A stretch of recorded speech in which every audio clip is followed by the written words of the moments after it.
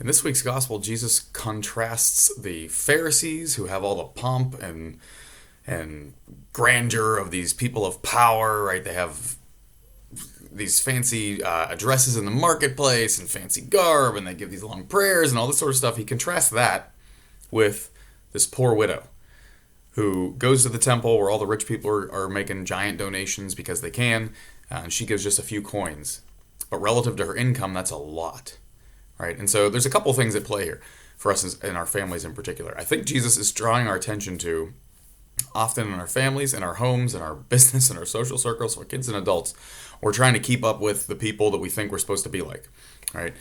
We see the people of power, so to speak, the influencers and all that sort of stuff, doing things, and we think, I need to act like that so that I can have that power. And we're caught up in, not that we want to control people or anything like that necessarily. Sometimes that is the case, right? But we're kind of caught up in this rat race of trying to keep up and trying to do what we think we're supposed to be doing instead of just living in who we are, living in the circumstances that the Lord has given us, and being comfortable in that. And we're just grasping after all these other things that ultimately aren't going to make us feel well, right? Jesus actually says these folks in these positions are going to have a severe condemnation. We don't want that, so we should probably stop chasing after that.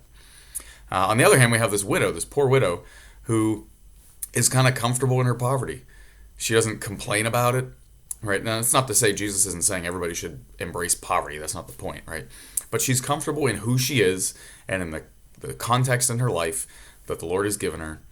And she's still grateful enough to give some of that money back to God as a sacrifice in the temple. And so Jesus is trying to highlight for us, that's what we want to go after. We want to be comfortable with who we are and not be striving after this thing that isn't really going to give us the happiness that we think maybe it will. This also draws attention to, Jesus speaks an awful lot about money, and it makes us kind of wildly uncomfortable sometimes. But notice here, he's not pointing to a dollar amount, right? He's highlighting the importance of supporting God's work through his church, through the temple, through the church, through charitable organizations and whatnot, right? This woman's sacrifice, Jesus points to her financial sacrifice, her willingness to contribute to the mission of the temple, of the church in her day, is more valuable than the contribution of the rich because they can give the money away and they don't even notice that it's gone.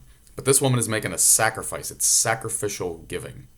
He doesn't put a dollar amount on that, but he does point to the fact that she's willing to do that is incredibly important and is worth imitating. Right? We as members of the church are called to support the mission of the church, right? If Jesus founded this church to bring salvation to the world and we believe that, we should try to help make that happen. And part of that is by contributing. Another part for the contribution is we're tempted to worship money, right? That's one of those things that we sometimes strive after.